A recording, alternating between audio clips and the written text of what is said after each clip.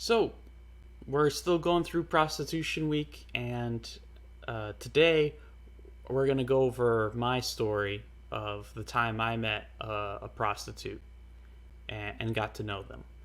And, you know, I'm not, I'm not that old, still young yet, and, you know, I've never, used a prostitute's services, right? But when I was in high school, I would play games, video games. Like World of Warcraft was my big one. And actually, I got reasonably good at it and ended up being a raid leader for our little group. Um, and so this was back in if you know World of Warcraft, this was Cataclysm, right? And so uh, even though I was like 17 years old, I was the the person with the skills to lead the group, and so my age didn't matter, and that was really cool, and that was really awesome. But then, you know, about a year into it, um, a year into being the raid leader, I um, I met one person who was essentially, you know, just person on the internet, person playing World of Warcraft, and I was like, "Hey, we need a healer. You're a healer. We'll get you in there." And so, she joins the group, and you know, things are a little bit off. She's a little bit touchy, and it's like, whatever. She does reasonably well, and we're making progress, and so we kind of just ignore it. But then, as things go along, it starts to become more and more of a problem. And another person in my group who, talks to her a lot more, tells me that it makes a lot of sense that she is so out of it sometimes, that she's having a hard time with XYZ, because she was a victim of what would you call it, sex trafficking. Yeah, that's the word. So she's a sex trafficking victim, right? That when she was a teenager, she was like, I don't know, 19, 20, when we were in the group together. And but when she was younger, she went to local parties with other teenagers doing stupid, silly stuff. But then one of those times, hey, a guy talked to her, chatted her up, and just pushed her into having sex with his buddies. And then they came by and had her do it again and again and again. And she didn't know what to do. And so she just hey,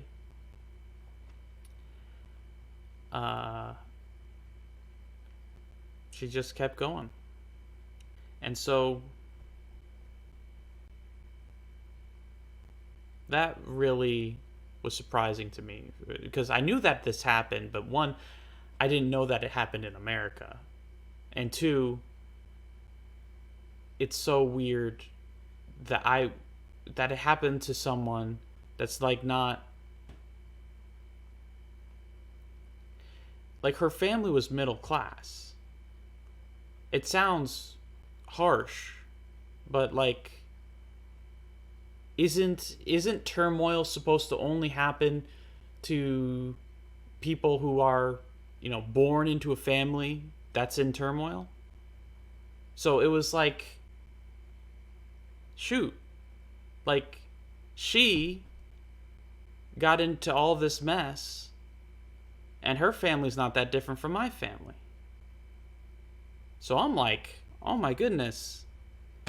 Like, this could have happened to my sister, my cousin, who knows? Like, obviously it didn't, thankfully, but like, what was the separating factor? What was it that went wrong with her that didn't go wrong for all the women in my family? Because it's like, this is so horrible, so horrendous. How could this even happen? And it's not like, oh, well, her mom's a prostitute and her mom sold her out, and like, yeah, there's families like that, and it makes perfect sense why it happened. Still bad, still evil, but like, she just got roped into it from nowhere.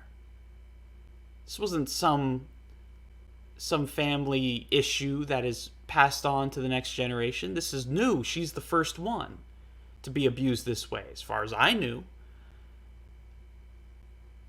And so that was a really scary thought.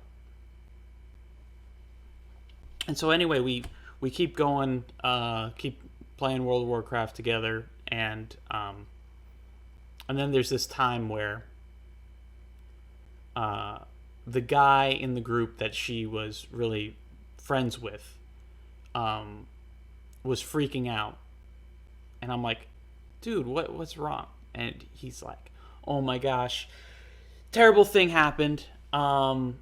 She got raped. I'm like, what? Like, she got raped like today?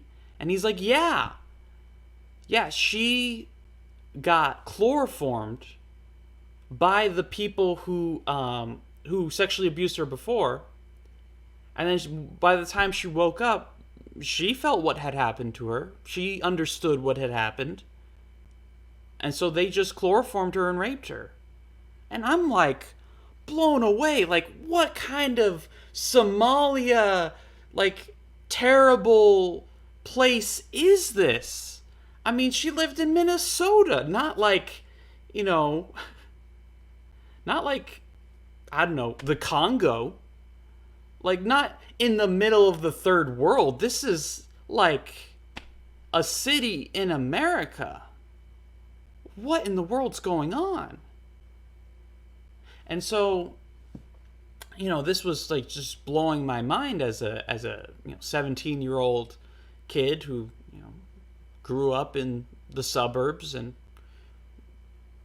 pretty much never came into contact with this kind of thing.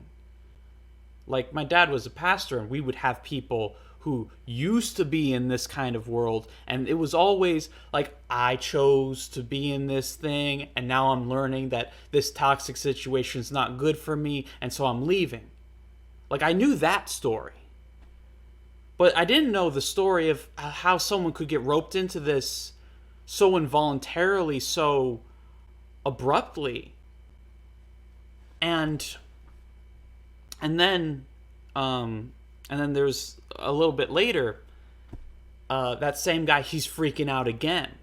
And I'm like, what's wrong this time? And he said that she went to the house of one of her abusers, and now she's not answering her phone. And so I'm like, oh my gosh, she could die. Like, legitimately, they chloroformed her and raped her. This is a person in a situation where she could die. And so I said, dude, you call the police, right? When something like this happens, you need to go in guns blazing, and that's what the police are for, yeah? That's the only thing they do well. No, I'm kidding. No, but like that's what the police are supposed to be for, right? They're supposed to help you in exactly this kind of life-threatening situation. This is exactly when you call the police. And he's like, no, I don't want to do this, blah, blah, blah, blah, blah. She wouldn't want me to do blah, blah, blah. And so I'm like, dude, fine. And so I called the police. Now, like, obviously, I'm calling from across the country.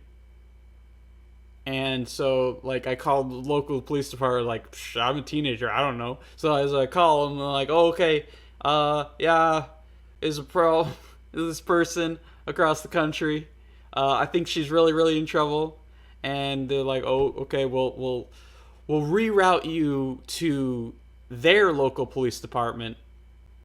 And to be honest, I didn't even know, like, where she lived or anything like that. I just knew the state.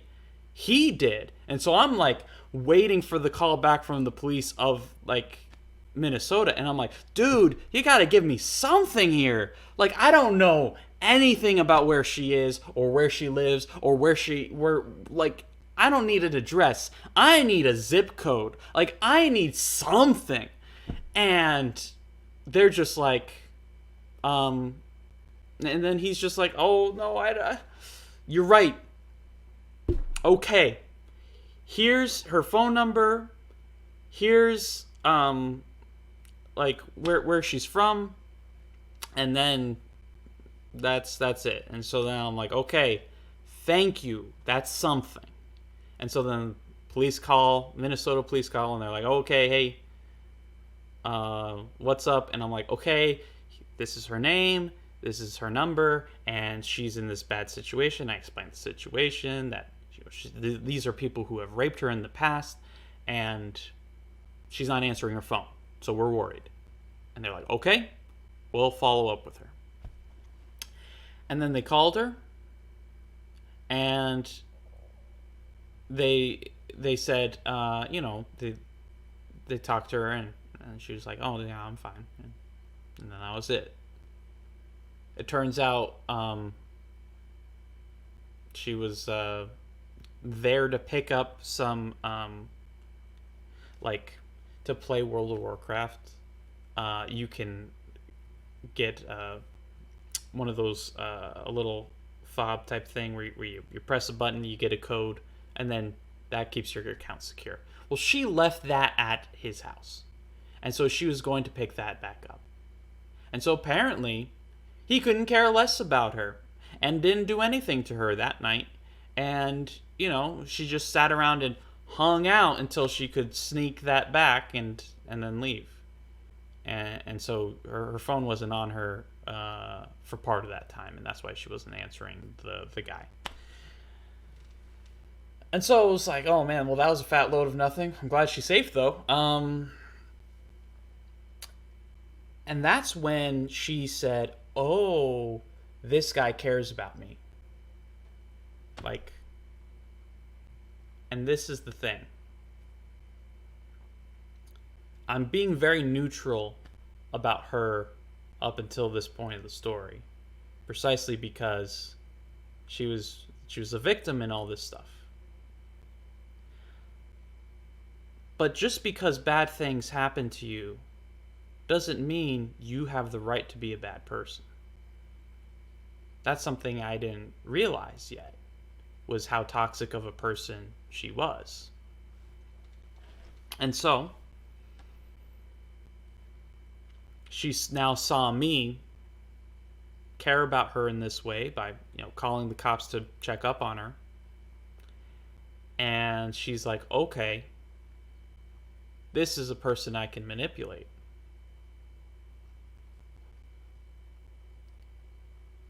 You never go in trying to save someone, because this is exactly what they're going to do. They're going to try to manipulate your emotions, get you to care about them, because they don't want you, they want the attention you can give.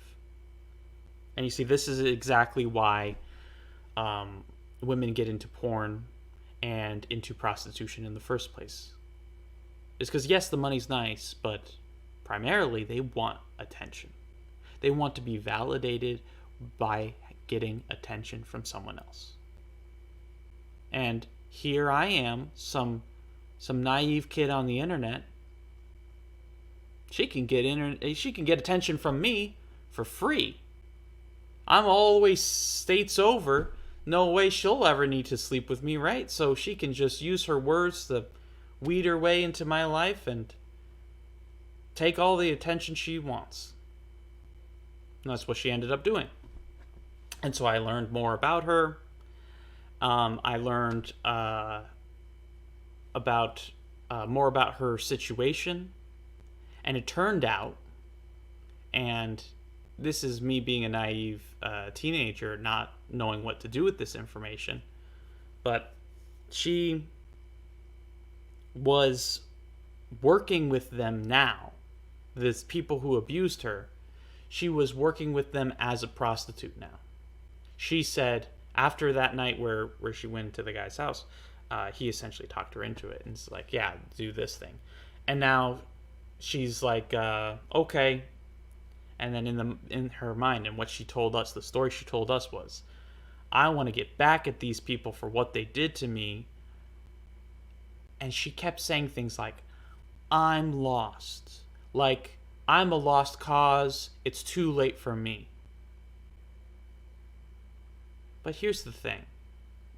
And this is why I had the video earlier in the week about agency, about choice. She had a choice. Yeah, she got chloroformed and she got raped. But she had a choice to not go back to that guy's house, and she did. She had a choice to say no when he said, why don't you just, be a prostitute for us and we'll sell you to people for money. She had a choice not to get wrangled up into this mess. Because one thing I haven't told you yet, she was a mom. That one of these guys actually got her pregnant. And he wasn't one of these victimizer type people. He was just a guy in high school who was like, I want to have sex with a chick and this one will do it for money, right? So he's a dumb choice on his part, but I actually ended up talking to him. And he was like, I just want to make sure she's safe. She's the mother of my child. I want her to be around for her as she grows up. And so it's like, dude, this is like a legit good guy. And she's still whoring herself out. I mean, yeah. Probably I didn't get the whole situation. Yeah, probably she didn't want to be with him. Obviously she didn't want to be with him, but it's like when you have a kid, the fun and games are over. You sacrifice everything to help that kid. But instead she was just selfish. Anyway, keeps going, keep talking. And then one night we're playing World of Warcraft together, and we're talking to each other on Vent, and she gets really weird, right? Really depressed. And so I'm like, just don't think that way. I'm a teenager. I don't know what to say, right? Like, how do you make someone who's depressed feel better? And then she was saying, like, how she's going to kill herself. And then, so what she did was, I forget if it was a razor or a knife or something, but she just cut long ways, right? That's how you actually kill yourself. It's too much blood. And so then she was typing to me and saying, my hands, my arms are feeling numb.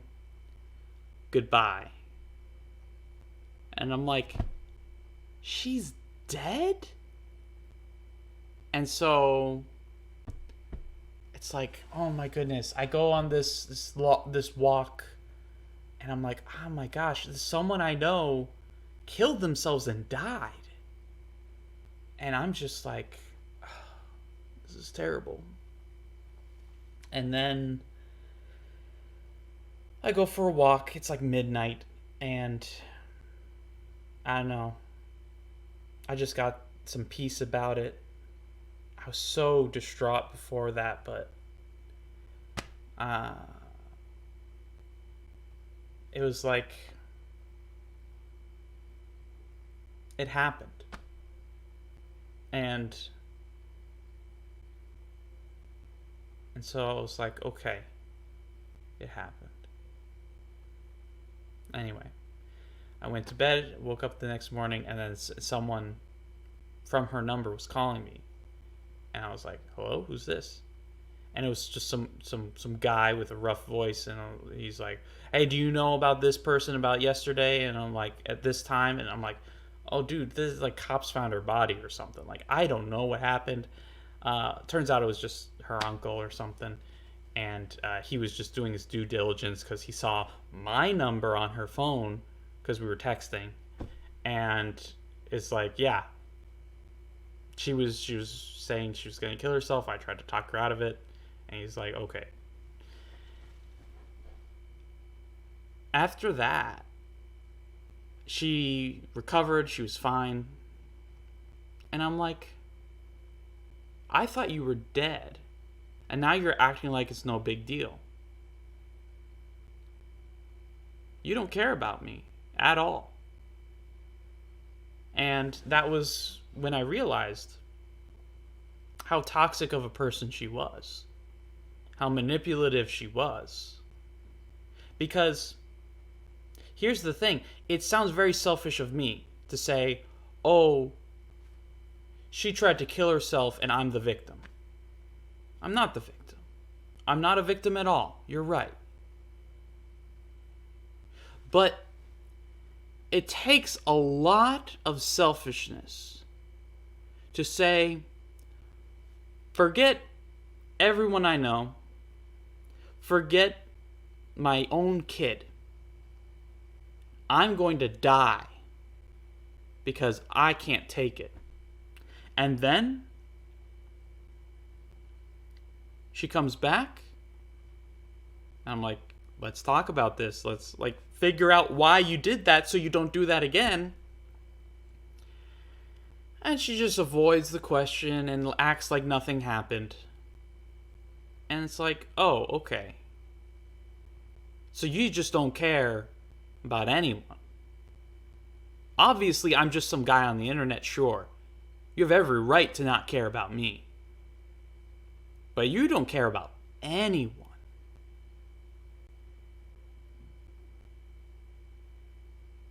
And you see, that's the type of mindset you need to be in to prostitute yourself. Because yeah, the first time it happened, I'm sure she wasn't that way. I'm sure she actually cared about her family and she wanted to do good things in her life. She was a pretty good artist. And so she wanted to do all this stuff. And then she got roped in by some bad dudes doing some bad stuff. And now, I don't know what she's doing today. But then, she was not in a good place. And the issue is, and what I'm trying to help you understand here through this story, is precisely that the people who are being hurt in this way have no idea what healthy looks like. They don't know. They've either forgotten or they never had it.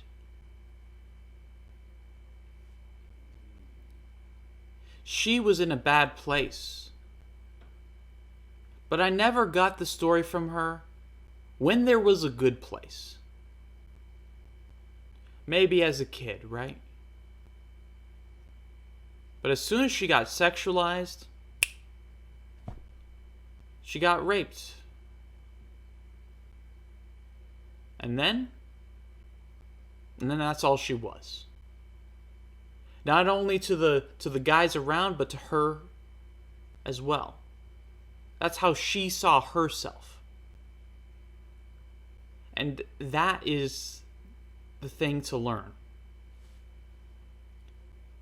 When you think of yourself as an object,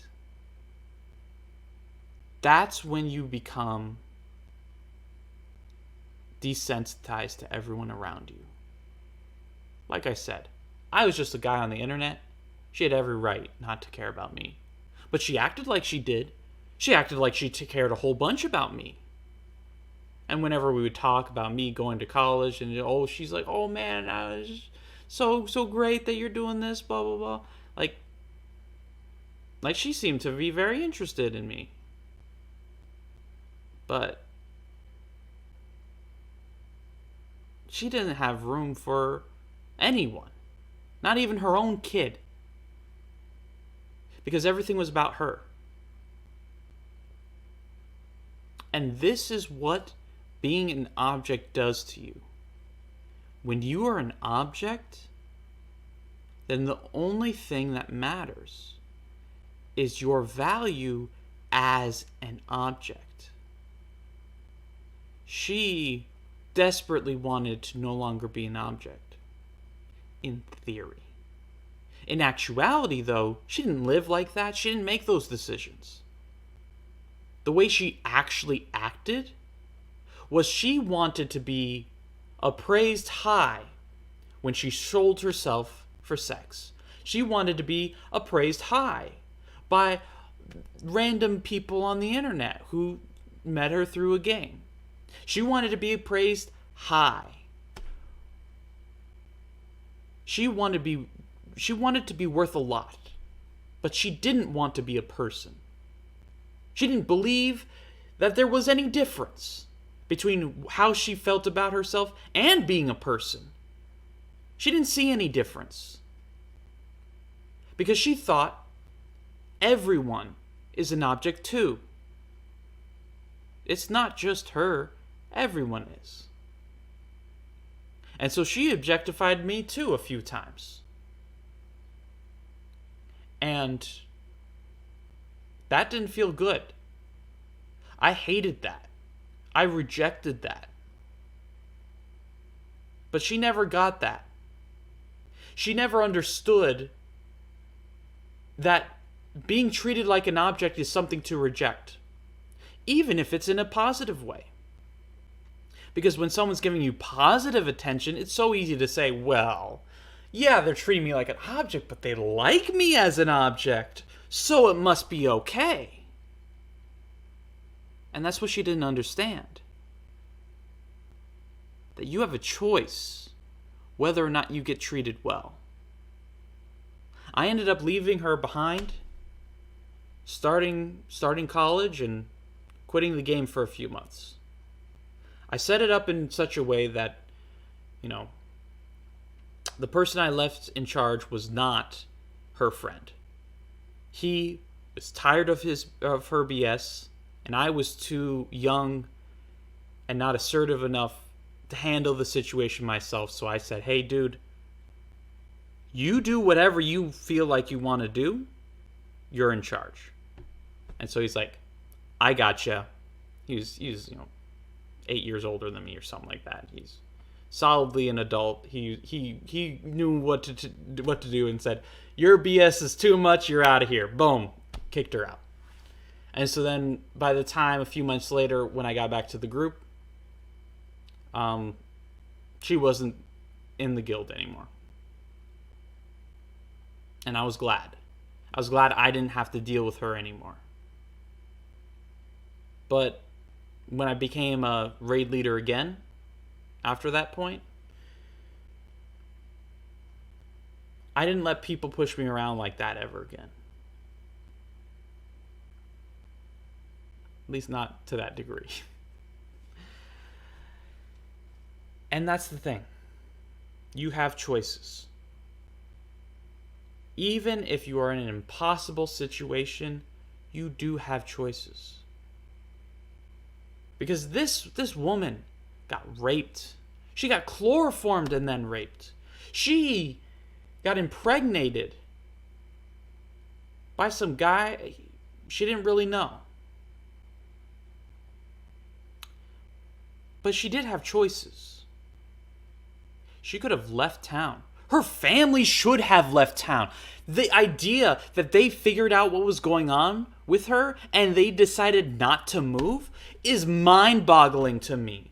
Why would you not move if it turns out that your hometown raped your kid?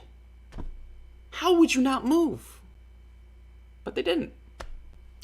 And she kept doing it. And she didn't, stop hanging out with the people who did it to her. And once she had a kid, she would say things like, oh, I care about my kid so much, but she didn't act like it. She pushed her kid aside first chance it was convenient for her. And that's the thing. She had plenty of choices. In fact, she was so prolific as a prostitute, she would tell us about how much money she has and how she don't even need to think about money anymore. She has so much. And it's like, if that's true, then you should have enough money to move out of your parents' house.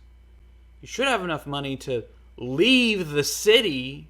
You should have enough money to, invest it and be good with it so that way you can get out of this situation and not have to look back at it ever again. You should have enough money to do that.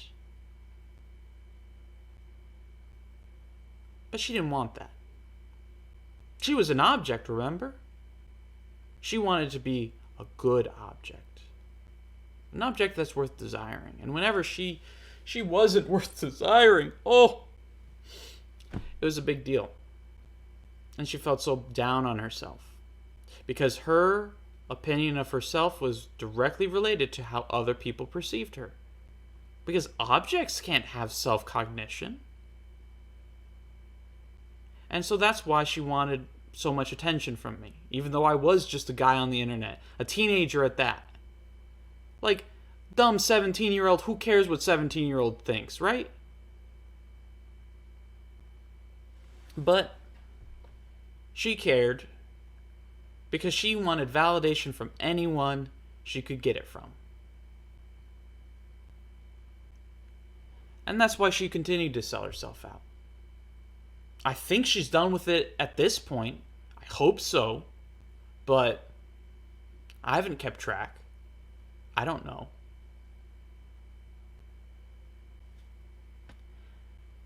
And that's the story. So hopefully, now that you've heard this story, maybe you can say, hey, yeah, I've been a victim in the past. But I can get away from it. I can move. I can stop. I can get someone's help. I can talk to people. That there are charities all over this country that would love to help you. Because that's what they're around for. That's their literal day job. Is to help people like you.